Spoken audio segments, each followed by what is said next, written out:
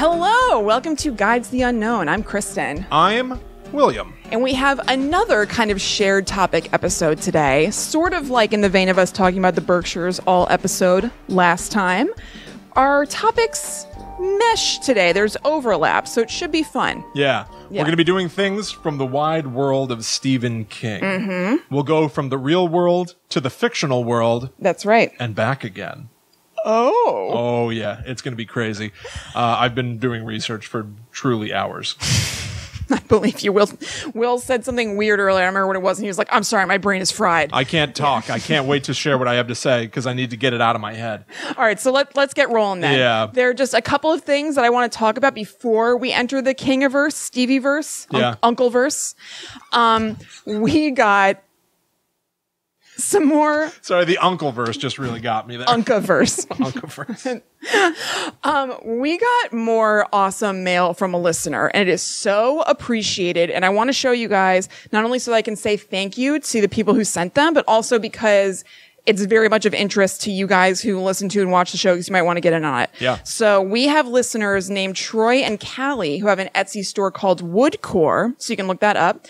And they make wood coffin-shaped things of all sorts. So they sent Will and I matching candle holders, which rules. So cool. They also have, shelves that are shaped like coffins, incense holders, bottle openers, like wine shelves, all kinds of really, really awesome stuff. And it was so nice of them to send this. I so appreciate it. And I seriously think you guys should check out their shop because if you like creepy stuff, you will like this. And it's always nice to support people who are doing independent work. So check it out. And they sent it with a really cool note that was written with font that was kind of like cut out letter style, like it was a ransom note. And it was really sweet. I'm just going to read it so you guys can see what nice people they are and support them. They said, GTTU Pod, just wanted to send you guys a little something and figured we should send something that comes in twos. We both have siblings and know how sharing can be hard sometimes. Thank you for the free funny. Troy and Callie Casper. I love this so much. Thank you so much. Yeah, I'm really stoked about it. Yeah, I'm very happy to have this in my home right now. Yeah, mine's already at home with a candle in it. It's like a nice dark stained wood little candle holder there shaped like a coffin. I love it. And you can either have it just like standing on a surface or whatever, or it has one of those hook things on the back so you could hang it on a wall if you wanted to. Oh, man. Also, just a little anecdote. So Troy and I have been talking on Instagram just a little bit here and there. I think he messaged and said something nice about the show for a couple of months. And his name on Instagram, if you want to follow him and see some of the woodworks, is Casper.Troy. And the Casper is with a K. And, he said nice things. And then I was like, oh, by the way, is your name Casper Troy, like because of Face Off? Because Casper Troy is the name of, was his name Nicolas Cage in it? And he was like, no, but I definitely heard that a lot when it came out. Yeah, I mean, it's unavoidable. I've had to adjust the fact that his last name is Casper, not first. Right. But yeah. Right. Just a little fun thing. So definitely check that out. It's Woodcore on Etsy. And the other thing, real quick, is that if you're listening to this live on next Monday, September 3rd, I'm going to be on a Facebook Live show in the morning called Mondays with Meg at 8 a.m. Central Standard Time. So do your time zone converter thing. So Meg is a life coach who I met through my job with Boho Berry. And we just chatted a lot and she's really super awesome. And she's having me on to talk about time management. She does this show every Monday. It's short. It's like a half hour max, just about like tips and things that could like make your week easier. And she asked me to do it. And I have a lot of thoughts on time management. So I'm excited to talk to her about that. Yeah. So you can go to facebook.com/yourcoachmeg, like her page. She posts cool stuff anyway, so you may as well like it. But then that will show you where the event page is for Mondays with Meg, and you can like follow that or hit like I'm going or I'm interested or whatever, and then you'll get the alert when it comes up. And if you can't be there live for that, then there's gonna be a replay. So just make sure you follow her page because you'll see the replay link. Yeah. And I also want to mention real quick that not that you need this to be incentive to check it out if it's your thing, but Meg is very much one of us as far as like freaky stuff. She's a big horror fan and has been like since she was a teenager too. And she lives in St. Louis, but she recently came to New Jersey for this convention we had for work.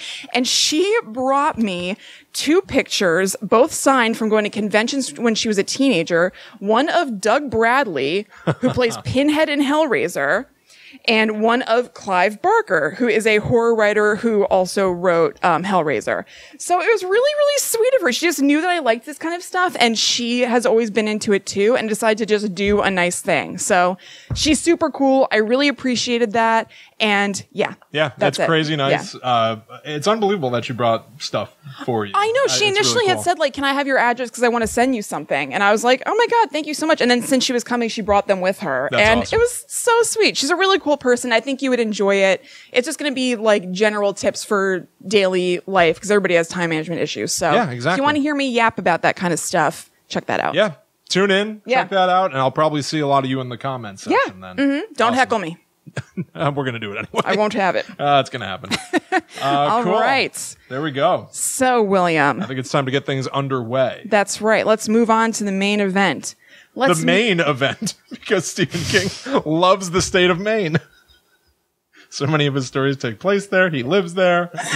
It's time for the main event. That's right. He also has kind of a mane of hair. It's a little long sometimes. It depends on the era of King you're talking about, but there are wispies. Fair enough. Wow. But no, William, I'm going to take you away from Maine and let's move to the West, where the Stanley Hotel resides in Estes, Colorado. Okay. So the Stanley Hotel is the hotel that was the inspiration for the Overlook Hotel in The Shining. And a lot of people know the lore behind it and how Stephen King got that idea, but I'm just going to lay it out for you. So, because there were some details about it that I didn't know, just like little things. Well, I would even say, like, I know that was where he took inspiration for the Overlook, but I don't, as much as I know about horror, and I love that movie, obviously, and book, I don't really know, I guess. It doesn't come to mind, at least. Yeah. I just knew vaguely, basically. So he and his wife stayed there in 1974, and what I think is a really sweet detail is that they were the only guests in the hotel right before it shut down for the winter. So the hotel was empty. Like they ate dinner in an empty dining room or the empty dining room. And there was just a recording of an orchestra playing, because their usual band wasn't there. I love that. When not the Overlook, I'm going to keep saying that, I bet. When the Stanley first opened, like in the early 1900s and had like the big boom of success and everything, they had a house orchestra. Like there was an orchestra that was the Stanley Hotel Orchestra, which is very early 1900s and very sweet. That is, and really also cool. shows you the scope of the hotel, that it was like that big and that fancy and had that much money to have a house orchestra. Well, they almost have like a house band at this point now. Do you know about, there's the group that performs there pretty frequently? No, I don't. It's a band that's one of my favorite bands. Yeah. Murder by Death. Uh-huh. Oh, I didn't know that. Yeah, they perform there frequently, to the point that on the Murder by Death website, they have an entire section about the upcoming season of performances at the Stanley Hotel. That's cool. It's basically a residency. I want to go there so badly. Me too. Well, our nephew Robbie has been there. Yeah. And I should have done it earlier, but I texted him today to ask him what his stories were, but he didn't get back to me. So maybe to be continued, because I know that he really liked it there and thought it was like weird. Someday we'll be doing a live stream from the Stanley Hotel. Oh, yes. If only. Get those Patreon bucks rolling. Yeah, exactly. And then we'll go to a Murder by Death show. It'll be great. Yeah, I would love that. Everyone look up that band. I love them. Yeah, I haven't listened to them forever, but I very much liked them. Okay, so he stayed in room 217, which is notorious for reasons we'll go into later. Yes. And which is, I think that's why he stayed there. So when he was sleeping there that night, he had a dream about his 3-year-old son, like running through the halls screaming as though he was being chased by something. And he woke up and was like, ugh, and went out on the balcony to smoke a cigarette, and kind of the idea for The Shining started to come to him. Partially because of the scary dream, and also he was outside and he was looking at how isolated it is, because it's really beautiful, but it's just kind of surrounded by nothing in a nice way, like just mountains and stuff like that. So he had the idea for, I wrote, a winter caretaker who goes crackers. Goes crackers. He goes crackers. That's the movie where Jack Nicholson goes crackers, right? Yeah, correct. That's great. And William, no wonder it inspired him, because it has a haunted history itself. The hotel was built by Freeland Stanley when he came down with tuberculosis in the early 1900s. Oh. And like that was during the time where they would just prescribe like fresh air for diseases and stuff. Yeah, exactly. So he thought that the clean, dry air of Colorado would do him some good. But guess what? We can laugh. It did do him some good. He felt a lot better. Good. Did he die? Not for a while. Oh, really? He lived for like a long time after that. Like, I don't know if like forever, but man, he had like a good run. That clean, dry Colorado air must have really done some good. Man. I mean, maybe it does some good, but just doesn't... Like a bag of air. I think that certain kinds of air maybe do good for certain kinds of ailments. Maybe they helped people back then like live like a couple of extra years, whereas now we have medicine that can help them live like much longer than that. But I think that maybe there is something to that. It seems to have helped people in the olden times. I know that you love to breathe deep on that nice dairy air. DERRY air? Oh, Dairy Maine? Oh my god. Yes, I do, William. It all comes back to Uncle Stevie. That's right, always. The Uncleverse. The Uncleverse. So that air did help him. So he decided to build the hotel. He's like a rich guy anyway. And so room 217 is notorious because it's said to be haunted by a woman named Elizabeth Wilson. So now with all of these ghost stories I'm going to tell you, like with a lot of ghost stories, especially ones that have like very old origins, there are different variations of each story. So I might tell you the story and you're like, oh, I heard that it was blah, blah, blah. I'm not sure which one is right. I didn't see anything that kind of said conclusively, this is right, this is wrong. Basically, everything I read was that like there are different versions of each of these stories and it just kind of is what it is. It's just part of the lore. Makes basically. sense. Yeah. So Elizabeth Wilson was a maid at the Stanley. And in 1911, there was a huge storm outside that knocked the power out. And there was a power outage, like, I guess in the wing where 217 was, maybe just 217, I'm not sure. So she went into the room to investigate holding a candle, but she didn't know, nobody knew that there was a gas leak. So she walked into the room and an explosion was caused by the candle that she was holding. And it was such a big explosion that it like knocked out part of the wall, knocked out part of the floor, and she fell through the floor. Wow. So actually, even though she was injured, she was less injured presumably by just the fall through the floor than she would have been if she was like in the explosion. You know what I mean? So she ended up being okay. Mr. Stanley was a really good dude, the guy who built the hotel and everything, and he paid for all of her medical expenses. He took care of her, pay being out and everything. And so she ended up being like super loyal to the hotel and she worked there until like the 50s. So she eventually died just like natural causes, but it's said that she haunts room 217, but in like a nice way, not really anything super scary. Okay. So people will, go to their room, leave their luggage there, go out for a while and come back. And it's said that all of their stuff is put away in the drawers and everything. Like she just like went about like her maidly business. People have also seen objects move, voices being heard, and said they can see her apparition. So just kind of like a chill, nice sort of ghost. My kind of ghost. That's right. So that's on the second floor, 217. And the second floor and the fourth floor apparently get most of the paranormal activity. The fourth floor was reserved for children and their nannies because back in the day, I guess parents would travel and they like send the children off with the nanny to like not bother them. Wow. And I wrote, those were the days. So people say they can hear children laughing on the fourth floor. And I also read that because there's a little bit more activity on the second and fourth floors, that the rooms there are a little bit more expensive because people know that, like the people who work at the hotel know that people are coming for like the ghosty experience and they're going to want the rooms they want. So they can kind of like make it a little more expensive. Which is also the kind of thing, we've talked about it before, but whenever a house turns out to be haunted or whatever, like the Watcher house. Yeah. Which isn't haunted by ghosts or anything, but having that sort of infamous stories surrounding it is usually a way to get people to pay extra money sometimes. I'm not saying that that's what they're doing. No, but I'm just saying like this is like proof Yes. for when people like the Watcher house do it. Like you could get It's like a tactic. Exactly. Yeah. Get that cheddar. So then another nice ghost is Lucy. So again, with Lucy, it seems like it's even a little bit more nebulous because there are at least records of Elizabeth Wilson working for the hotel and everything. There's no historical record of this ghost, Lucy. So I'm not sure how her story got pieced together. But what people say the deal is that she was a young girl who was squatting in the basement of the Overlook, who was like homeless or something. And one day she was discovered and she was forced to leave when they were doing maintenance on the basement of the hotel. And it said that it was below 0 outside that night, so she froze to death.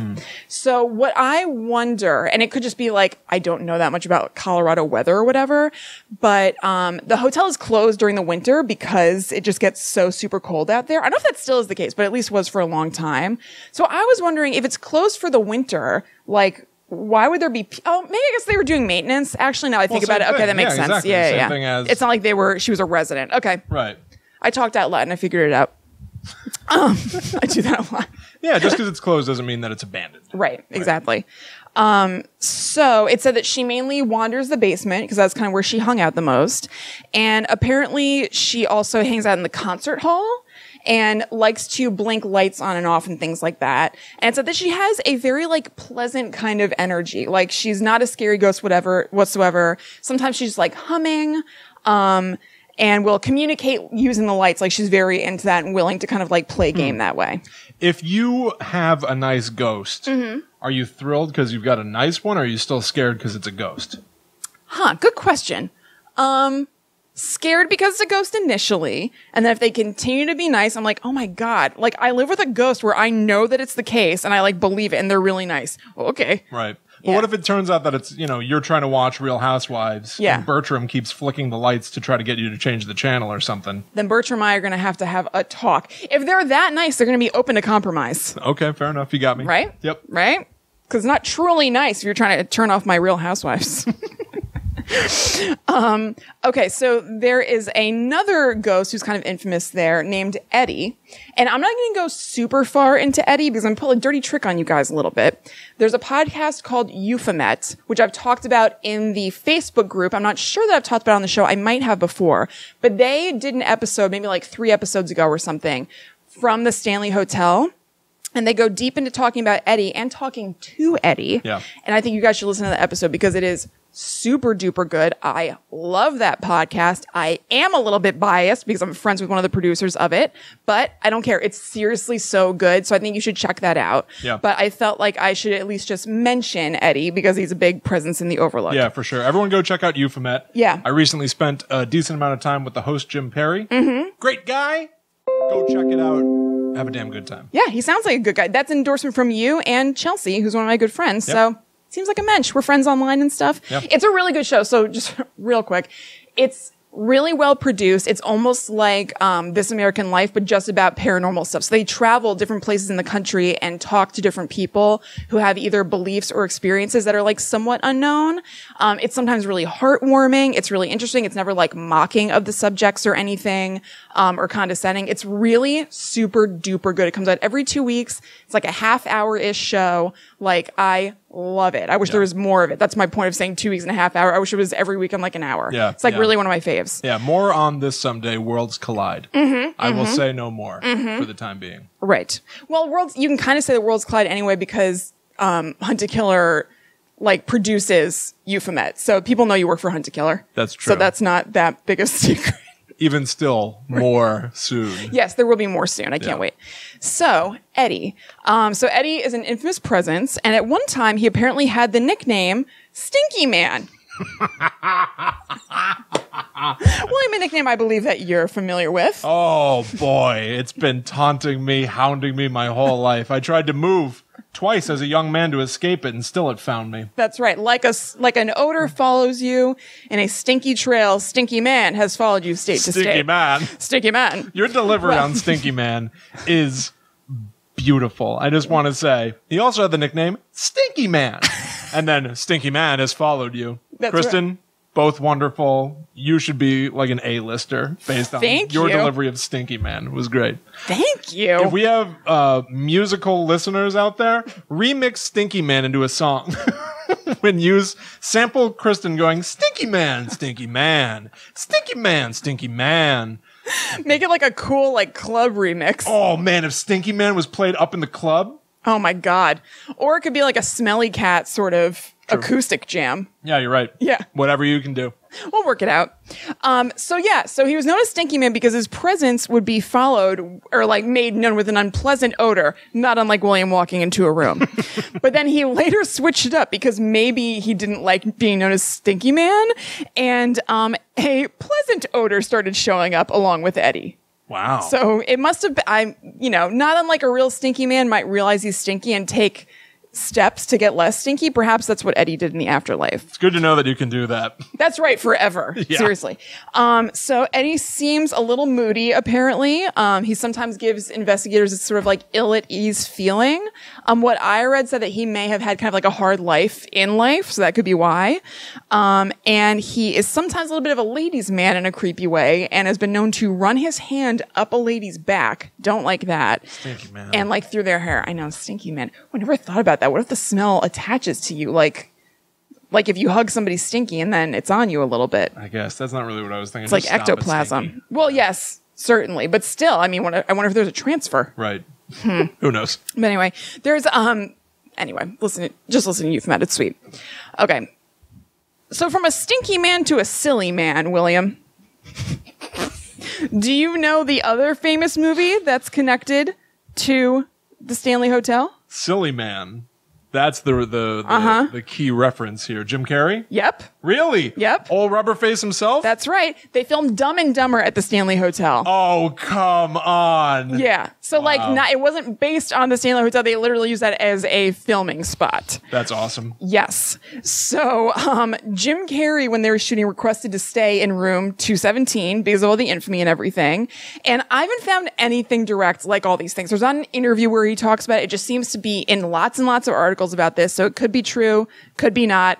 I would like to hear it from the Rubberface's mouth, but what can you do? I did some searching. Yeah. He apparently, about 3 hours after checking in, going to his room, contacted reception and asked if there was another room in the hotel because he didn't want to stay there anymore. Awesome. And when they said no, he was like, okay, fine, I'm going to a new hotel, and left. And then for shooting after that, he would only go to the hotel like right when it was time to shoot and leave right when it was over. And he would never talk about it. Oh, come on. Yeah, totally. So that's one of those things where like I might be more skeptical if it wasn't Jim Carrey, but because he's like sort of an odd duck, like it's not so out of the realm of possibility to me that he would like never talk about it. Yeah. You know? Right. Isn't that sweet though? That is really cool. I want to know. Yeah. I want to know. Yeah, me too. And then also in recent times, and more about movie stuff, there was actually a Stanley Film Festival at the Stanley Hotel from 2013 to 2015. That was like a horror movie festival. It sounds awesome. But they stopped doing that. And it sounds like there was some sort of like bad blood, maybe bad blood rushing through the corridor from the elevator, but bad blood between the people who are like the muckety mucks of the hotel and the festival producers, because the hotel people decided to kind of like part ways and cancel the 2016 festival that was supposed to be there to hold a symposium about having a horror movie museum. That they were trying to get a board together to support and then have to bring to the state to get approval. And Elijah Wood and Simon Pegg both joined the board. They were like all about it. But the last news about that was in 2015. I didn't see any articles about this after 2015. So I assumed the state didn't approve the plan and or they weren't able to raise $24 million, which is what they were needing for it. So it just sort of fell apart. I think so. Yeah. So real quick, speaking of Elijah Wood, he had an encounter with Lucy where he did a ghost tour around the hotel and they had Lucy communicate through a flashlight. And he said it was super cool. So those film producers who had been doing the Stanley Film Festival decided like, all right, fine, we still want to do this festival, but I guess we can't do it here. And they ended up taking the festival to the Timberline Hotel, which is in Oregon, I think, which is actually where The Shining was shot. Oh, that's funny. I know, isn't that sweet? Yeah. Yeah, Timberline Lodge, excuse me. And they changed the name to the Overlook Film Festival. So they had it there in 2017, and then the most recent one was this past April in 2018, and they moved it to New Orleans, but they kept the name. So I wonder if there was a problem. Yeah, obviously, I guess. You know? Interesting. Yeah. So William, that's my oral history of the Stanley Hotel. That's awesome. Yeah, it's cool, right? Yeah, I love that, and especially one. thinking back to when Stephen King initially stayed there, and it was essentially in the situation that he put his characters in The Shining. I love the idea. Exactly. I loved that. I didn't know that it was like winter. It was abandoned. That is so cool. Empty hallways. Yes. Empty dining room. It would just empty feel bar. so alien. Yeah. So like really, oh, so bizarre. It's so creepy being in places that are usually populated when they're not. Like if you've ever been in a school after hours, it's like, ugh. Yeah. But also awesome. Yeah, absolutely. Cool. Stanley Hotel. I really do want to go there. Yeah, I do too. Someday. Yeah. We have to go out west and go to the Stanley Hotel and the Winchester House. Yeah, true. How cool would it be to be somebody like Elijah Wood? Just be famous and be like, yeah, I got to be in a movie this week, and then next week I'm going to try to communicate with this ghost. I know. Just have like the endless like means to just do whatever you want. Yeah, like check in with Lucy. Yeah. Oh, man. Yeah. So good. I know. All right, William, take us to the Uncaverse. Okay, it's time to enter Stephen King's Multiverse. Yeah. Now, I've broken down my research into this into a series of, appropriately enough, chapters. Ah. Yeah. The basic premise here is that Stephen King's characters are all related to one another. Okay. Through a variety of means. Yes. So I'm going to sort of give you a little bit of trivia of how some of his books connect, even when you wouldn't think that there are connections between something like, what's a good example here? Shawshank Redemption, which is a very sort of human story. Yep. And It, which has actual paranormal events and everything. Those two things are connected, even though you would not think. I mean, I love that. I think that's super cool. I love stuff like this. Yeah, absolutely. So before we get into the actual bulk of it, a quick forward. Please. If you don't mind. Kristen, you and I have discussed Stephen King many times before. Yes. Here on Guide to the Unknown, we did an entire episode about theories of The Shining. Right. Sort of conspiracy theories about what it really means. But our history with Stephen King goes even further back. That's correct. Before Guide to the Unknown, we had a podcast called Book Club Schmook Club, where Kristen and I read and reviewed books. It was kind of similar to this show in terms of the tone. Like, we would mostly tell jokes, but we'd be talking about a very specific topic. And we covered a bunch of Stephen King things there, like Carrie. We did a 4-part series about The Shining, which is perhaps overkill. Yeah. 4-hour-long episodes about The Shining. That was when we used to structure it differently, though, too. Yeah, for sure. Yeah, we'd split a single book over the course of 2 episodes. Yeah, so that we doubled it even further. Right, and we ended up nixing that. But anyway, yeah. We read The Gunslinger, which I'm going to be talking to you a lot about. Oh, today, good. Because that sort of forms the backbone of how a lot of his works connect. Now, across all goody those shows, goody gumdrops. Every time I did not like The Gunslinger. I know, neither did I.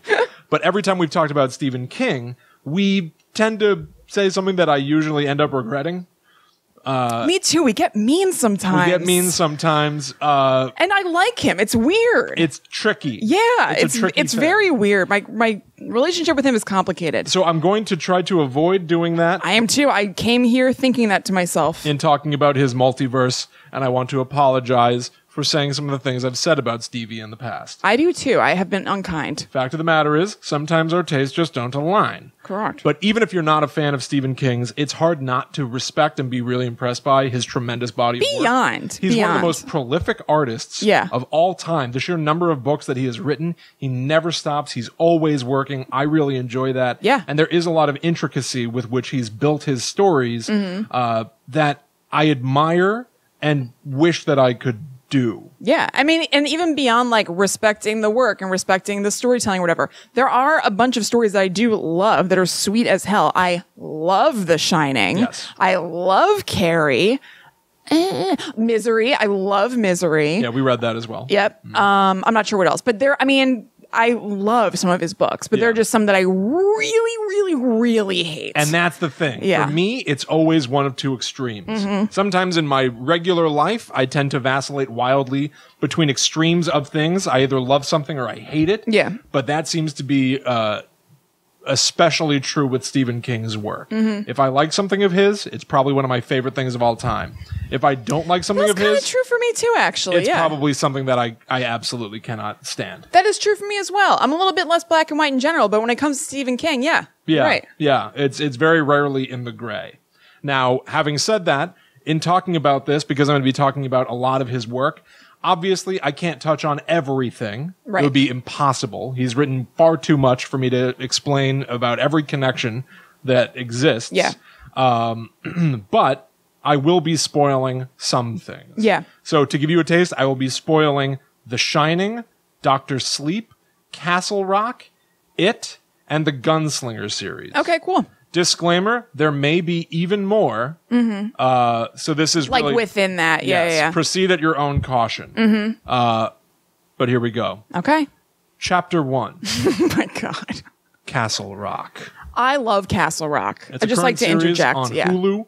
where it seems to be sort of a love letter to Stephen King's work altogether. There are a lot of references in this show. It's currently ongoing. As of this recording, 6 episodes exist. You and I are caught up on all 6. Yes. It's a great show. It's very well made. And it plays on a lot of familiarity with his work. Sissy Spacek, who very famously starred as Carrie in the film adaptation of Carrie. Yes. Real quick, it'll be 7 when this comes out. I'm saying as of the recording. Oh, I'm sorry. Yeah. Yeah. She's one of the main characters. Bill Skarsgård is one of the main characters. He played Pennywise in the recent movie version of it. And they're just sort of like connections where you kind of get a Cujo vibe from some of the dogs. Yeah. You might just like pick up on little things that feel like winks and nods to works of Stephen King's. So much so that I've seen multiple people talk online about how this show, Castle Rock, appears to be a broad amalgamation of all his works where everything he ever wrote is finally connected. Kind of like how the amazing Goosebumps movie that was recently released, where Jack Black stars as author R.L. Stein, has a lot of his famous monsters all existing in the same space and wreaking havoc together. Yeah. However, all of these claims are false because the works of Stephen King were already connected. Castle Rock is just one more prong. Yeah. Ooh. Chapter 2, The Simple Connections. So I've always enjoyed when you find out that characters from seemingly disconnected things are actually related to each other. Right. I think some of the biggest examples would be one from when we were little kids, which I always liked, which I was a big fan of Abbott and Costello Meet the Wolfman, where, you know, they have Frankenstein and Dracula. They're all... Yeah, it's so cool. Yeah, and you have the comedic duo of Abbott and Costello who've been in countless movies of their own, all jammed in together. Yeah. It's goofy to say, but it's also true. A lot of people have said it. It doesn't make it any less proper. Those original Universal monster movies, that was the original shared universe. Yeah. Where Dracula and Frankenstein's monster shared the screen several times. Yeah, absolutely. Do people think that's stupid? I don't know. I think on some level, I personally find it to be a little precious to call it that, because their aspirations weren't to be like, look at how we're connecting these disparate things. It was just natural. It was just normal. Yeah. It was normal. It was natural. It felt natural. Yeah. But that so made because it no it's less not effective. deliberately cool, like, ooh, look, it feels a little bit less like valid in a way. Yeah, I can see that. I think so. Because it was almost just like the business aspect of making these movies. Right. Like, they're on the same lot. if we put the Invisible Man and Dracula in the same movie, bingo bongo, we got ourselves a hit. The Invisible Man is so good. Yeah. So weird. Yeah, it's true. If rumor has it, and it's still happening, Johnny Depp might be the Invisible Man. Ugh, I wish he'd be the Invisible Man in general. I'm good. One of the other interconnected universes, one that I've been recently getting back into, is Kevin Smith's universe, which few people kind of praise for its interconnectedness, but I always loved. Yeah. Kevin Smith's original production company was called View Askew, under which he produced Clerks, Mallrats, Chasing Amy, Dogma, Jay and Silent Bob Strike Back, and it might have still been around for Clerks 2. But very early on, when I became a fan of his, I learned online simple things like Randall from Clerks and Brody from Mallrats are cousins. I know, that was very cool. Alyssa from Chasing Amy has 2 sisters, one that appears in Clerks and one that appears in Mallrats. Yeah. Just like, I love the fact that he put some consideration into who these people are. Somebody in Clerks gets mentioned and later appears in another movie. Right. Somebody referenced in Dogma first showed up in Mallrats. Yeah. I love that. I love anything where something happens that makes you realize that there's been backstory going on this whole time that we just weren't aware of. Yeah. I love things like absolutely. that. It indicates that there's a broader world, that these characters exist even when the camera's not pointed at them. Yep. I really enjoy that. And so Stephen King has been doing that for an even longer time. Yeah. Some of the connections are sort of easy like that. I don't mean easy in a way where like anybody could achieve them. No, it's like simple. Simple. Yeah. So things like he's got his fictional towns that he usually has his stories set, where a lot of characters tend to be from or have traveled to the town of Derry in Maine. Right. Got that good derriere. Absolutely. There are even some conceptual things that are just true across his works, even though they don't mean like, oh, the main character of this book and that book went to school together. They're just things that are thematic ideas he frequently returns to. A lot of his protagonists are writers. So when you're in that King mode, it just feels familiar. Yeah. Even if you're not dealing with characters that inexplicably know each other or worked at the same store. Yeah, there's a little bit of a rhythm that's kind of recognizable. Absolutely. Yeah. But some connections that most people may not have picked up on, a lot of them are incredibly subtle. There are a lot of people out there who are obviously much bigger Stephen King fans than either one of us who have documented all of these things. You can go look them up. Just a few easy ones. In the book The Stand, a character mentions the town of Gatlin, which is the setting of Children of the Corn. Sweet. Right? Yeah. Easy. That's sweet. Yeah. Nice. Clean. Clean. I have a feeling things get dirty. Things get dirty. Okay. We're going to get dirty right away. That's why clean is notable. Yeah. We're going to jump right into dirty. There are a bunch of clean ones. Go look them up. Let's get dirty. The Shining. You were just talking about the Stanley Hotel. Yes. Kristen, let's talk about The Shining a little bit and how it connects to some of Stephen King's other works. Let's. We're going to start with one that's sort of a personal theory of mine. Okay. This is not one that I've seen frequently echoed online. At the end of The Shining, the book, the entire hotel burns down. The boiler explodes, the place is set on fire, and characters see what appears to be a giant shadowy shape floating away from the hotel, perhaps escaping it. They say that it's in the shape of a manta ray. Okay. 1. Evidently, there are other works of Stephen King's where he references the shape of a manta ray. Oh, okay. I like that. But 2, The Shining itself is primarily about a family staying there through the winter. They're the winter caretakers. Right. And they have the Shining. They have a sort of psychic ability. The hotel itself appears to have a psychic ability. It's sort of ambiguous. It's hard to understand. There are actual ghosts that appear to live there, who died there, were killed there. But there's also a force called the management. Right. And it seems to be primarily focused on the young boy, Danny Torrance, who has a very strong shine to him. Yeah. It wants to eat him. It wants to consume him. It craves his power. Right. Not unlike Pennywise the clown from It. Oh, interesting. In The Shining, it seems like it wants to scare Danny, to entice him somehow, to gain his ability. In It, Pennywise the clown, who we're going to be talking about a lot, is obsessed with what he calls salting the meat. Right. Scaring kids so he can literally feast on them. Right. And the hotel is certainly doing that to Danny. Right.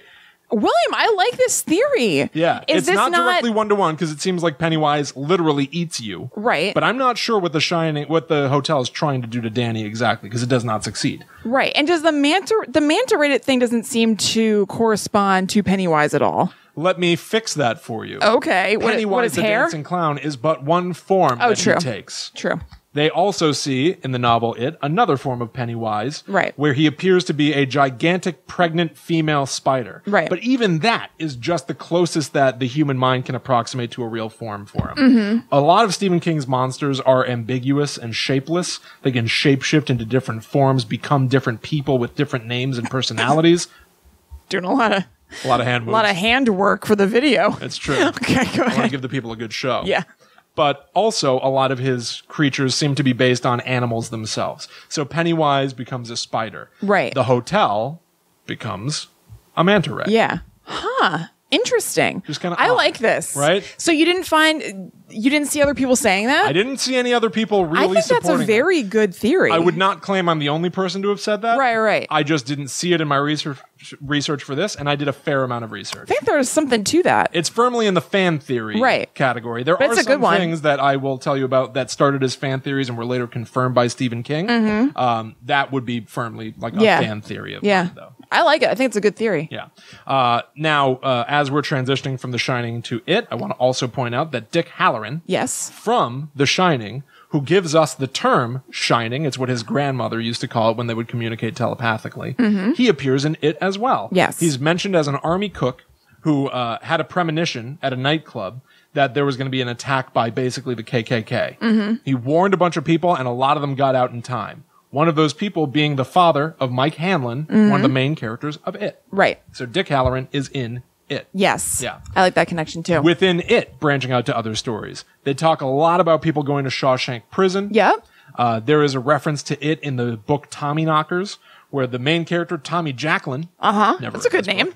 He goes to Derry and thinks he sees, quote, a clown with shiny silver dollar eyes watching him from the sewers. I'd like to know the context of that, like where that gets dropped in and stuff, you know? Well, look at that. A clown with silver? Yeah, like, and then we just move on. Anyway. I like the connections and everything, and I haven't read it, so don't just take this opinion with a grain of salt. It seems a little clunky. I know. I agree with you. Right? Sometimes these things come out of nowhere. Here's another one. Dreamcatcher from 2001. A character named Mr. Gray. Side note, Pennywise says that his name is Bob Gray at one that's point, right. Yeah, having a human name.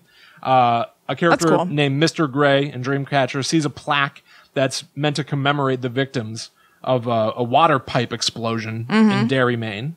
But spray painted on top of the plaque is the phrase "Pennywise lives." Huh. Okay. That's kind of cool. I mean, did the kids call him Pennywise, right? Or what? Pennywise calls himself Pennywise. He's Pennywise the dancing clown. Right. But so, like, could people in town be aware of Pennywise as a thing? So it's, like, realistic that teenagers would spray paint something like that, you think? Potentially, but I think the broader point is this, and it's something that I'll be talking about in chapters 3 and 4. Okay. The Stephen King multiverse is very strictly a multiverse. Right. So when a character from Dreamcatcher or Tommyknockers interacts with Derry, Maine, and sees some of these main characters and sees Pennywise in the sewer and the plaque, whatever. Yeah.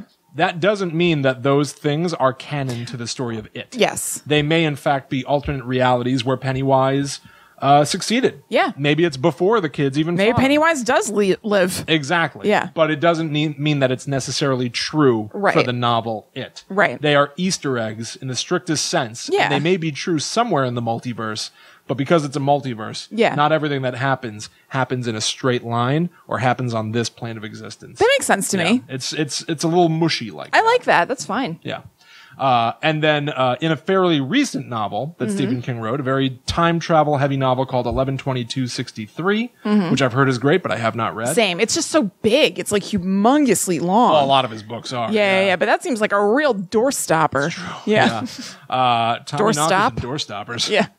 The main character of 11/22/63 goes back in time to Derry, Maine, where he encounters Richie Tozier and Beverly Marsh, two of the main kids from It. I like that. And he teaches them how to do the Lindy Hop. Oh my God. So I'd put that in the category of things I don't want to read. Wait, real quick. Okay, so the main character of 11/22/63 is like modern day-ish, like early 2010s or something, right? I don't know. Okay, well, I think it is. If he's time traveling and stuff, like if he's time traveling back to the 80s, he must be more recent than the Lindy Hop. He's going further than the 80s. Isn't that all about JFK? No, I know, but my point is he must have gone to the 80s to see the kids from It, right? No, they were originally 50s in the novel. Really? The 80s is like the modern movie. Like, oh, they're grown-ups in the 80s. Yeah. Oh, well, still, they shifted the timeline for the new movie. The Lindy Hop's like the 40s. My point is, I don't understand why this person from the 2000s is teaching people in the 60s how to do the Lindy Hop. Oh, I have no idea. That's all over the place anyway. I have no idea. I couldn't tell you. The Lindy Hop. That's when it goes into territory I don't necessarily want to know more about. Which brings us to chapter 3. I do like, I will say, sorry, I would be excited if I was reading that book and all of a sudden Richie Tozier and Beverly Marsh are there. That's sweet. True. Yeah. Also, evidently, the guy looks at the kids and goes like, they obviously have a strong connection. It doesn't seem romantic. It's like they've been through something together. I like that. I really like. Yeah, that's fun. Those kids were sort of like made together in a way. I like that. Yeah. But yes, chapter 3, The Dark Tower. It's all in service of the tower. The Dark Tower is literally a book series that Stephen King has written. It's sort of his Lord of the Rings. Yep. Very fantasy driven. Characters move through portals. They learn magic.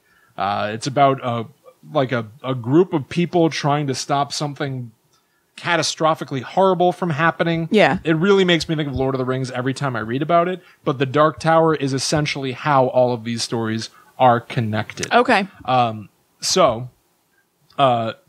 The Dark Tower itself is literally a gigantic tower. It has 6 sort of strands of power that run through it, 6 beams that support the tower and hold the multiverse together. Okay.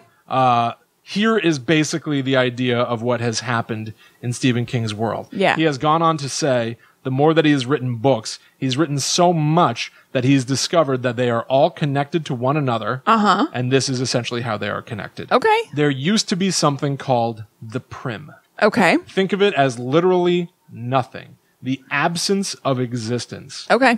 And then from the prim, from that nothingness, came Gan.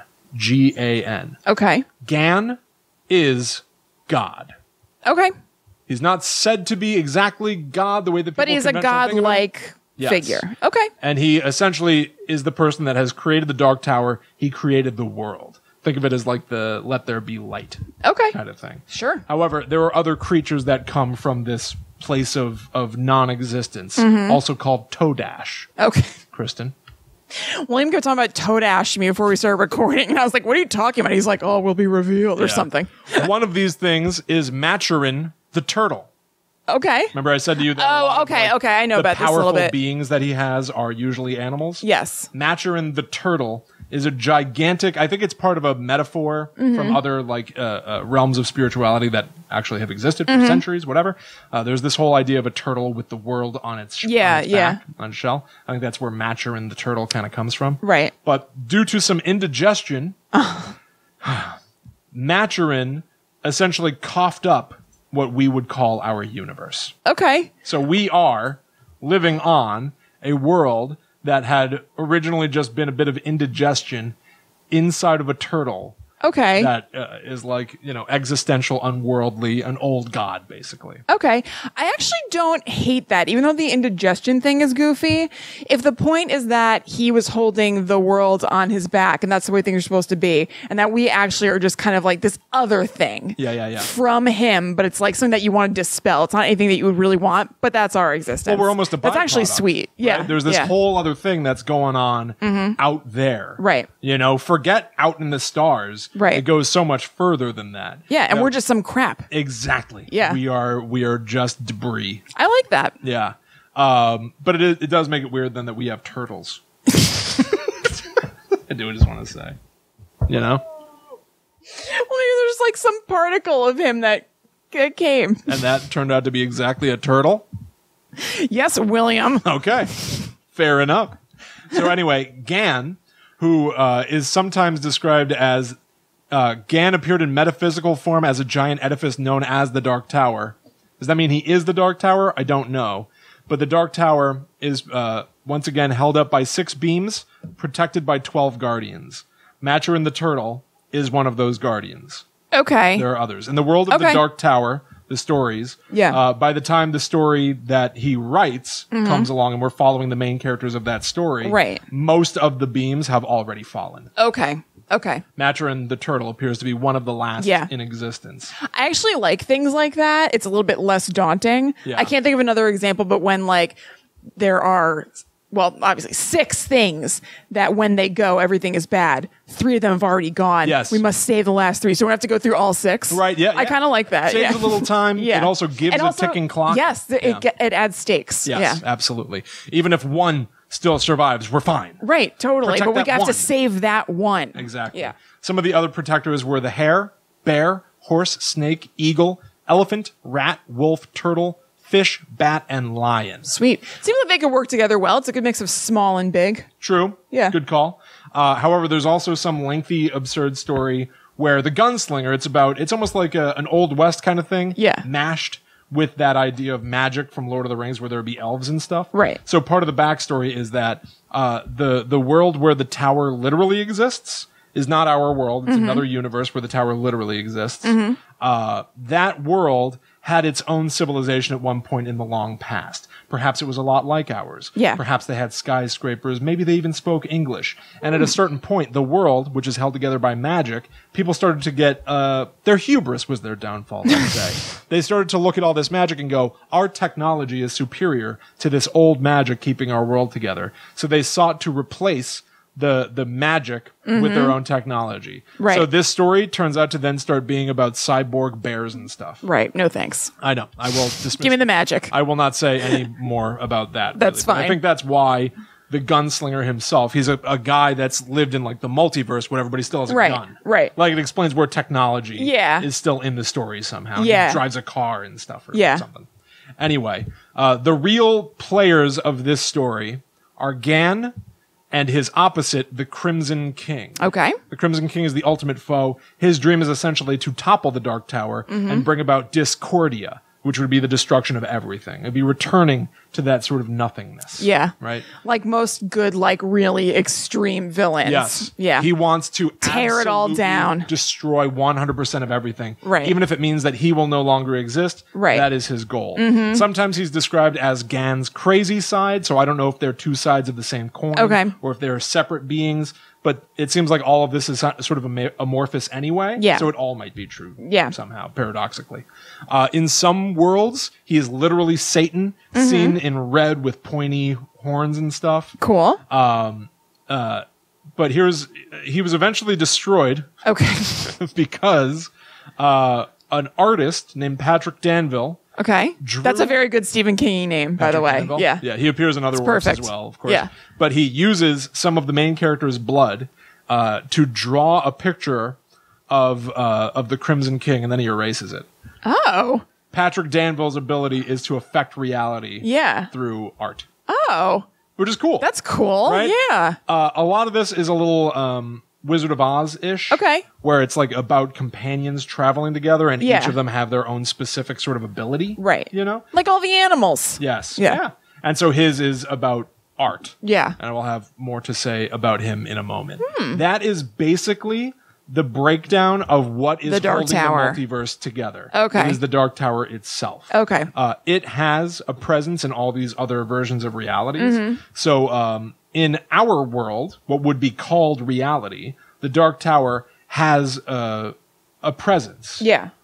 It is a rose growing in New York City. Okay. So if you were to destroy that rose, you'd be destroying the Screw Dark up Tower's yeah, exactly. Thing in our universe. Its version of itself in our universe. So let's get into some of the heavy connections and how Stephen King's stuff connects to the Dark Tower itself. It's all in service of the tower. Okay. Chapter 4. Heavy connections. The man in black fled across the desert, and the gunslinger followed. Yes. Roland Deschain is the gunslinger. He's the titular hero. Right. He's the good guy that's trying to make sure the Dark Tower is not ripped down. His enemy is the man in black, Randall Flagg. Right. Now, Randall Flagg is a Stephen King character that's appeared in multiple stories. He was the primary antagonist in the book The Stand. Where he basically, in the aftermath of a plague that wipes out humanity, tries to build a new world order. Yeah. He's appeared in multiple works of Stephen King's. He can shapeshift, he can take on different appearances, and sometimes he's just around to basically sow discord. Well, no wonder he's in multiple works then. Yeah. He's so versatile. He's sort of the ultimate bad guy. Yeah. You know, like the Crimson King is the ultimate evil. Right. He wants the absence of everything. Right, but he's the ultimate, like, tool. He's his little lackey. Exactly. Yeah. So Randall Flagg might appear in other works of Stephen King's where it's not even acknowledged that he's Randall Flagg. Frequently, a bad guy will be named somebody who has the initials RF. Oh, that's fun. And you just be like, oh, that must be Randall Flagg in a different form. Exactly. Oh, that I like is that. another appearance of Randall Flagg. Fun. And Stephen King has confirmed many of those. Yeah. Where it gets rocky, sometimes he uses different initials. Okay, what do you mean? I don't know. He's Walter O'Dim at one point. Oh, so he's like, that's actually Randall Flagg. Exactly. It's not. I think it's more fun if you have that little flag, so to speak. But I agree. You know, but some of it's also retconning. Stephen King looking back at things he's already written and being like, "Yeah, that's Randall Flagg." That could be Randall Flagg. Exactly. He's a bad guy. Yes, 100%. What Randall Flagg would really want, he doesn't want everything to be destroyed. He wants to be the king. He wants to be in charge of it all. So that's really what's at stake for him. Yeah. He's the big bad guy. Okay. He wants to be sitting on the throne. Yeah. Stephen King described him. It was evidently important. Okay. That's why I quoted this. This is literally a quote. Okay. All right. He attributed Flagg to an image of a man walking the roads in cowboy boots, denim jeans, a jacket, and most importantly, wearing a hat. Okay. I don't know why that's the most important one. It seems just as arbitrary as the denim jeans. Yeah, what's the difference? Most importantly, there's got to be a hat on that head. Yeah. Or I'll be steamed. Okay. Yeah. According to Stephen King himself, this was a notion which came out of nowhere when he was in college. Wait, it came out of nowhere to Stephen King or to Randall Flagg? To Stephen King. That the notion that he has to be wearing a hat? Yeah. Okay, wow. Can't imagine. Came out of nowhere, did it? Came out of nowhere. Boy. Whoa. Sometimes lightning just strikes. Whoa.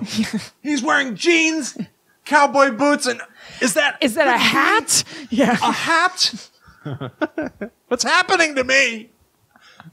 Leave me. Love it. Okay. This is crazy too. This is also a quote. I'm just going to read it to you verbatim. Do it. I cannot explain more. I do not know more. However, I really enjoyed reading it. There is a major plot point around the end of the Dark Tower. Okay. Which basically caps Randall Flagg's story. This, in this identity. I don't know, maybe forever. Oh, okay. Even though he's persisted over the course of like a bunch of different it's a multiverse, books, so who the hell knows? in different forms, whatever. This is evidently his downfall and a really big deal about the Dark Tower. Because at one point I read that Randall Flagg really wants the human foot of Mordred. Okay. To be able to ascend to the throne. I was like, what the hell does that mean? Mordred's a sweet name. What is Mordred? Here is what Mordred is. Okay. Son of 2 fathers and 2 mothers, Mordred was born of Susanna's egg, fertilized by the seed of both Roland, the gunslinger, of Gilead, and the Crimson King. Oh, boy. And carried to term by Mia. Mordred is half human, half spider. Okay. Able to transform between the two, and if his fate is fulfilled, he will both kill Roland and topple the Dark Tower itself. He is both very powerful and extremely arrogant, as all Spider-Men are. Right, of course. Growing... if I may. After you say, all the stuff about how he's conceived, and then you say, Mordred is half human, half spider. If I could turn into a GIF, I would turn into that GIF of Jerry Seinfeld at like the opera being like, okay. He like gets up and leaves. Like, that's all right. when it's time to take. That's enough for me. Yeah. Little siesta there. Growing at a rapid speed, Mordred passes from childhood through adolescence in a matter of months. His abilities include the ability to change between human form and spider form at will. I'd stick with human. Yeah, me too. And absorbing a victim's knowledge and experience by devouring them. It's cool. Mordred becomes deathly ill after eating poisoned horse meat. What the hell? And when he makes a final attempt to kill Roland, he is attacked by Oi. Oi is able to distract Mordred long enough to allow Roland to wake up and kill his son at the threshold of the Dark Tower. Man, Oi is right. But here's the other thing. Mordred is Randall's downfall. Randall needs the birthmarked foot of Mordred right, to get to the tower. Okay. And Mordred basically is like, oh, I see what you're doing, and eats it. This is a mouthful. Well, I guess whatever his name was a mouthful for Mordred. Oh, when Mordred dines, he is satisfied. No matter, your brain was scrambled. Yeah, oh my gosh. My brain's been on fire. Yeah. Okay. Now let's get to the greater king world. This is kind of trippy and weird. Uncaverse. Pennywise, the dancing clown. Yes. And Dandello. A big thing about Stephen King's work when you consider his multiverse, and he appears to do this intentionally, is the idea of echoes of each other. Mm-hmm. Sometimes actual doppelgangers. Mm-hmm. Pennywise appears to have some sort of a relative, perhaps a child, perhaps just another somewhat disconnected member of his species that appears in the Dark Tower. Pennywise being one of Stephen King's most famous, iconic creations, I always wonder if he's like, you know what? I have more to say about creatures like this, or if he's like, people really like that Pennywise, but I killed him. Right. It could be either or a little bit of both. Yes. Yeah. So people may not be aware that there is another sort of Pennywise in the Dark Tower named Dandello. Okay. Dandello is described as a psychic vampire.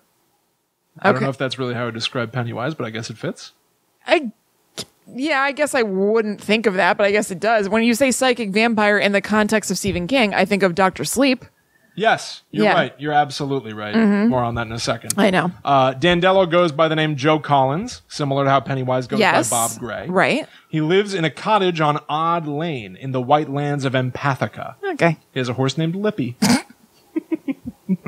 Well, that's nice. Isn't it? Yeah, Dandello sounds nice. It kind of sounds like Marshmallow or Dandelion. Yeah, you're right. It's got a horse named Lippy. Well, here's the thing. He gets Roland in his little hut, and he describes how Joe Collins himself, he's a former stand-up comedian. Oh, boy. Similar to a clown, I suppose. Oof. Mm-hmm. Oofsie. He starts telling jokes, which appear to be funny? Killing Roland. Roland is laughing so much, he is dying. Oh, it's literally... oh, my God. Wow. I tried to look up actual quotes of Dandello's jokes. I did not find any, and I can't tell if that's a good or bad thing. Wowie kazowie. Later on, when Roland is saved, because spoiler alert, he is saved, somebody says, I guess you were more, susceptible to Dandello's jokes because you have a bad sense of humor. Is that what somebody says? Yes. She says, your sense of humor is lame. And he goes, I know, it is. And it almost, that's actually really funny. It almost got him killed. But I wonder if that's because Stephen King didn't write good jokes intentionally or couldn't write good jokes. And he was like, maybe I should just have a character say that those jokes stink. Maybe it's a little bit like he's really good at writing bad jokes, but he knows that they're corny. So he's kind of like getting ahead of it. Maybe. A little defensive. I don't know. But can you imagine like how terrifying a scene would be to have somebody hovering over somebody else, sucking the life out of them by going like, why did the guy move into the little toadstool? They're just like, stop, you're killing me. Because there was so mushroom inside. And there's like Dementor mist being sucked from them. Yeah, exactly. Yeah. It's really crazy. Weird. Anyway, Roland's, one of his companions, manages to get the better of Dandello and kills him. And when she does, he's in the process of turning into a bug. Okay. Which is like Pennywise, who turns into a giant spider. Okay. But also, he gets a look on his face like a psychotic clown. Okay, there you are. Which is the thing that really drives it home. Yeah. Stephen King later confirmed, he's like, I won't say what the relationship is, but they appear to be somewhat of the same species. Yeah, you think? A lot of people have theorized that Dandello is Pennywise. Right. I don't know. Whatever. It doesn't sound like it. It sounds like they would be of the same species. Yeah, that makes sense. Also worth saying, and I will say no more for the time being. Okay. In defeating Dandello and trying to figure out what's going on, there's a Deus Ex Machina event where somebody leaves a note for the main characters, which is signed SK. Oh. In Dandello's bathroom. Okay. God. Right. It all moves faster from here, I think, even though I wrote like a novel about this. Yeah. My head's on fire. Another doppelganger. Just the hell are Kababbies? Okay, we'll get there. Hold on, don't. Sorry, I skipped ahead in William's notes. Don't spoil Kababbies. Kababbies. Oh, Kababbies. Hold on. Okay. All right, I'm sorry. Go ahead. Other doppelgangers that exist in the Stephen Kingiverse. I've read alternate versions of what this might be. This was the one that was most intriguing to me.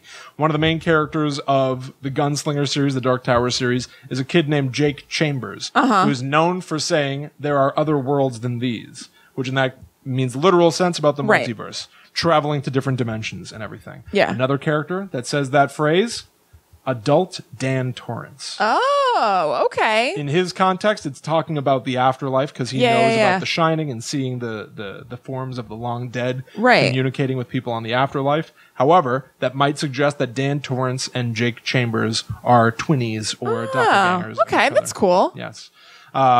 Yes. And having said those things, brings us to chapter 5, the terminology. Great. All world. That's where the tower itself is. There's also the Keystone Earth, which appears to be what we would call our world. Yeah. We live essentially on Keystone Earth. Okay. All world is the fictional place where there was an advanced society that collapsed. That's where the tower is. If you wanted to go to the tower, you'd have to go to the all world. There is high speech, sort of an ancient language. However, it's also very primitive because everything seems to center around adding Ka to everything. K-A.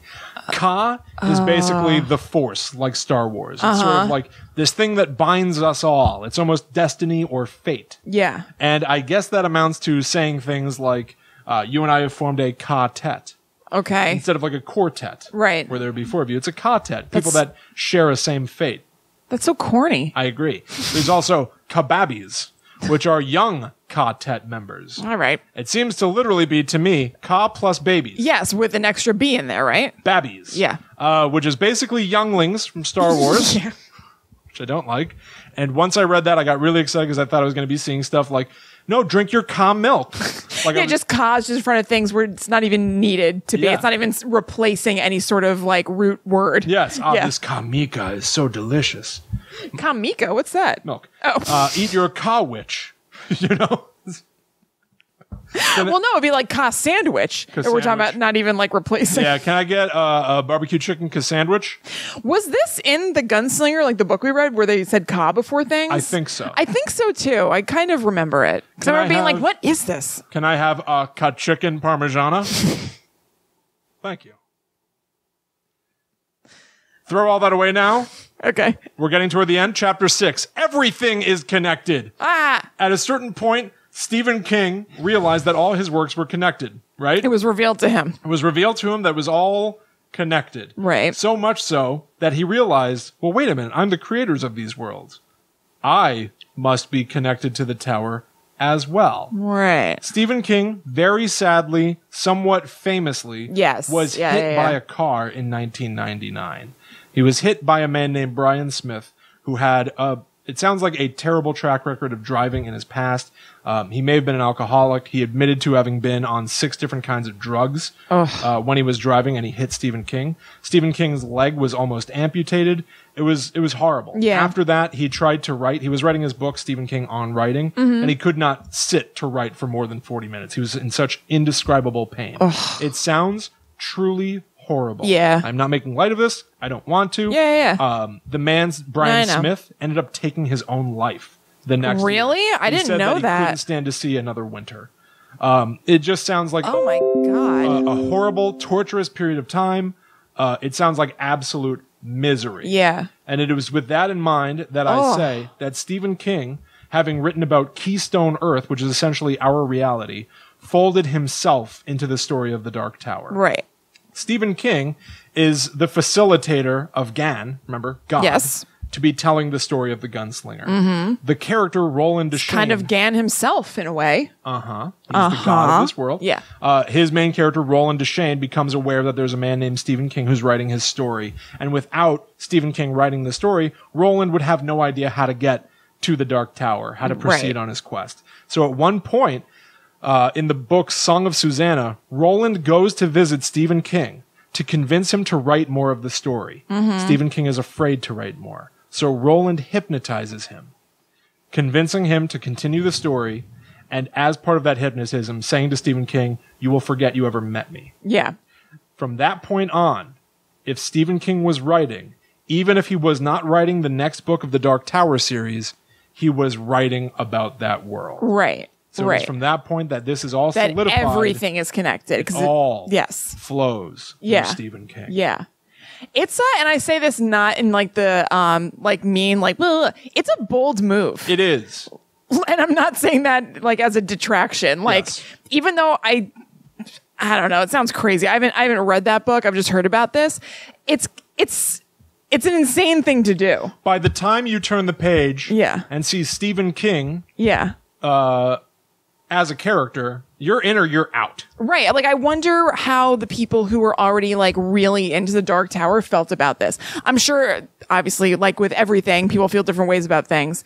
But I bet if it was somebody who was excited about it, they're probably, like, thrilled because it's so weird and out there and so unexpected. So I bet for some people that was sweet as hell. Probably. You know, because it's just like, you would never expect that in a million years. Probably. I really do kind of admire that. Even though I think it's nuts, I tip my hat to it. It's a matter of taste, right? Yes. And it's, again, what we were saying before. For me, it works as one of two extremes. I bet if you like it, you love it, like you said. And I bet if you don't like it, which I don't, you really don't like it. Yeah.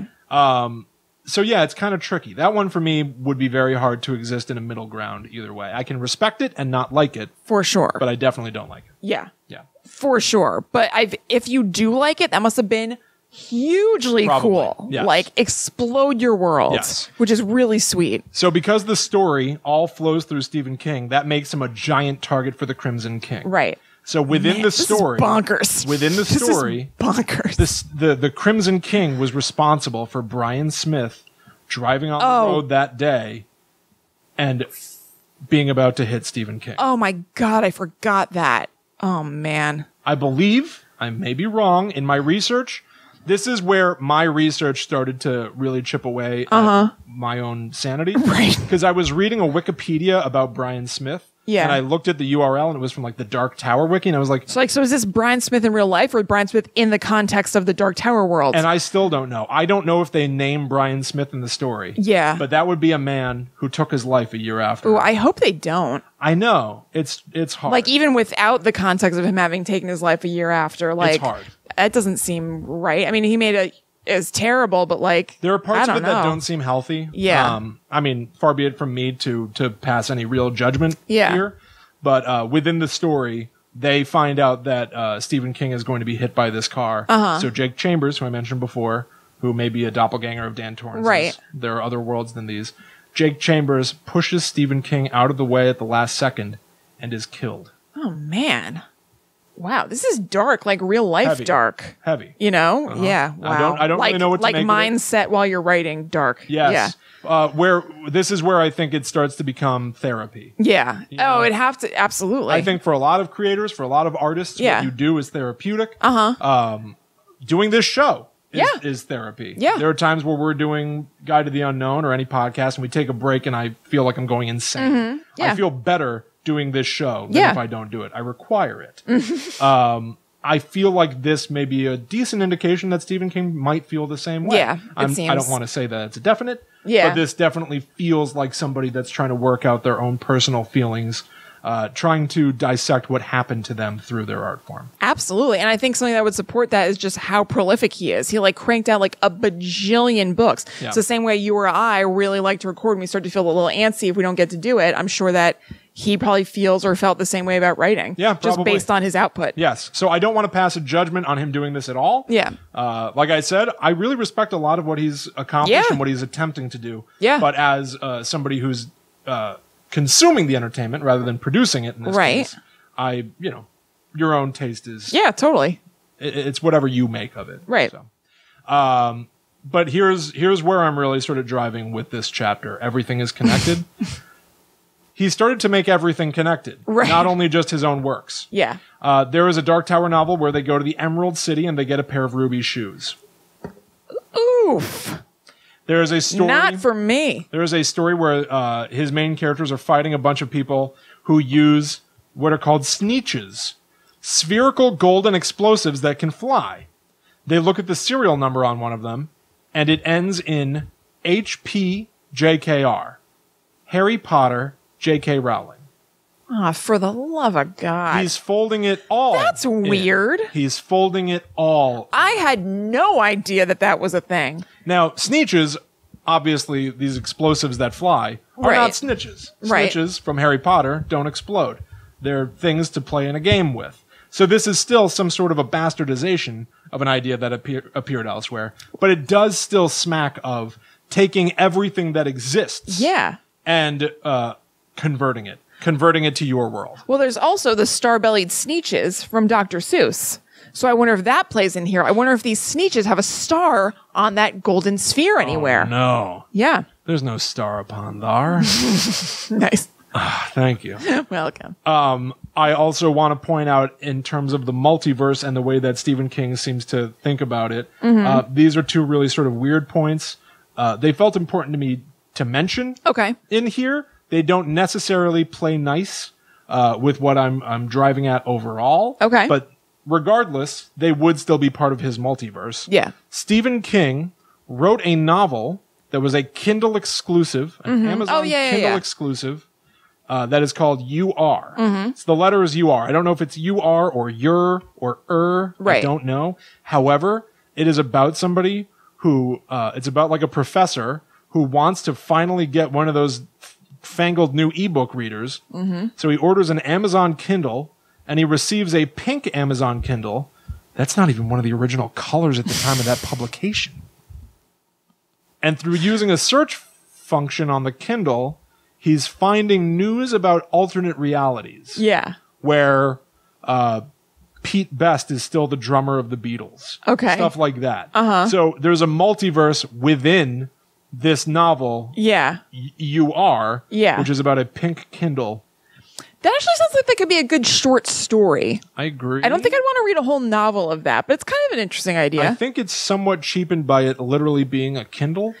Yeah, perhaps. However... And it was a Kindle exclusive book. Yes. Yeah, I forgot about that. I read a quote from Stephen King where he says, I know I'm going to get a lot of criticism from this, and people are going to be more fascinated by this book for the business aspect than the actual story itself. Right. I do want to point out, they asked me to write a book anyway, and I thought it might be fun to have it be about this particular thing, to make it be a little more, it's in your hands as you're reading it. Yeah. And he goes, and to point out also, I've written movies about killer cell phones and cars that can drive themselves. So is it really that different? It's not really that different. Also, it's the branding that makes it a little different to me, I think. Yes. I forgot to mention, when he went to the Stanley Hotel, the book that he was working on before he shifted gears into The Shining was about a roller coaster that eats people. Yeah. Yep. Anyway, yeah. It's cool. Yeah. So along the same lines. Yeah, you're not wrong. And I also want to say, we've talked about the Mandela effect on this show, Yeah. where like you look in the past and we remember the past different ways. Mm-hmm. I don't remember this existing. However, it does. Maybe the multiverse is crashing down around us. Perhaps. There are a lot of Stephen King books. There are a lot of Stephen King movies. Right. Did you hear about the movie Cell that came out in 2016, 2 years ago? No. Starring John Cusack and Samuel L. Jackson? No. That movie exists. Well, that's not that weird to me. There are lots of movies that come out that you just don't hear about. Samuel L. Jackson? Yeah, but famous people do movies that end up in the crapper all the time. That's not that weird to me. Anyway, it's about zombies that become zombies because of cell phones. Okay. Like radiation or something? I don't know. Okay. And I think they call them phoners or something. Oh, boy. And see, that's where things get tough. It exists. Why does there have to be a cutesy name? Because it's got to be cute. I know. It exists. It has existed for 2 years. Uh-huh. It stars John Cusack and Samuel L. Jackson, who previously starred together in a Stephen King movie of 1408, which is great. That's a really good movie. I cannot believe that I did not know that this movie existed until today. I have to imagine that it's from another reality and it shifted into ours. I don't know why you're so surprised by this. Movies come out all the time that just like nobody hears about. Not a Stephen King novel with two big actors. Yes. It doesn't matter. Weird stuff happens all the time. Teen heartthrob John Cusack? Yeah, in 2016. I can't believe that wasn't on the cover of Tiger Beat. Like, look, I like John Cusack, but who's looking out for him, really? I mean, that doesn't sound like something that's going to be on the cover of EW. You know, I read my monthly Tiger Beat. Where Stephen King used to have a column that I really enjoyed. Okay. Yeah. Fair enough. Mm-hmm. So here we go. Let's move to the afterword. Okay. The afterworld? The afterworld. Yeah. Castle Rock yeah. is the newest incarnation of a Stephen King multiverse. However, it is still just part of the whole. Sure. As much as people watch that show and want to say that Sissy Spacek may be an adult version of Carrie from another reality, maybe that'll be true within the show. I don't think it will be. I love the idea of that kind of stuff, but this seems like it's self-contained. I don't think that's going to link to the greater Stephen King universe that way. I agree. Yeah. And even though people want to make Bill Skarsgård. Yep, there you go. Perfect. Skarsgård. As much as they want to say that he's still playing Pennywise within the show, maybe it's true, maybe it's not. However, it's still just another extension of Stephen King's multiverse already in progress. Yes, completely. I think it's just a wink. Contain everything. Yes. All of his works, all of not his works. Sure. And even you and me. Right, we are all part of the Stephen King multiverse. You're right. If he can draw from Harry Potter and other stuff, what's to say he can't draw from us? Yes. From you. Yes. Now here is where my brain starts to turn to mush a little bit more. And I started thinking about the fact that the world for each one of us is the product of our own... Oh, God, William, don't do this kind of stuff to me. You know I can't handle it. Preferences and perceptions. Right. That sort of cliche of how do you know that I even exist? How do you know that you exist? How do you know that I am not just some projection of your mind? I don't. You've only seen me when I'm around you. Maybe I don't exist when you're not looking at me. We all live in our own world. And it's becoming especially more and more true, where even when you go online, if you see news, it's typically because there's some AI out there that said, you're into this kind of news. You will click on these kinds of articles. So we'll show those to you. We'll show these ads to you based on your previous experience browsing online. We'll show different stuff to Will. Yes. So even though we may even be experiencing the same reality, which, again, I get cast into doubt. Please don't.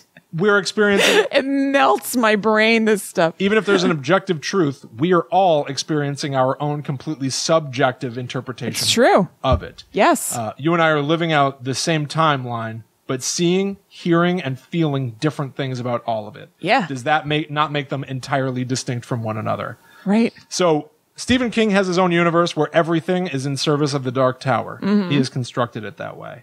I have my own entire universe where Stephen King's work occupies a small portion of it. Sure. But I allow it to exist there. Right. It's because it doesn't I have to allow it to exist for me that it does at all. Right. We all have our own universe. We all have our own multiverse. Oh, God. I don't anymore because I've died. Again, whatever you are doing, are you driving a car? Are you listening at home? Are you watching us on YouTube? If you have earbuds in, you're only hearing us. Are you sure you're even listening to anything? Who's to say? You know who's to say? Who? Stephen King. Uncle Stevie. Gan or whatever. The Uncaverse. Yeah, the Uncaverse. Fiend. It is done.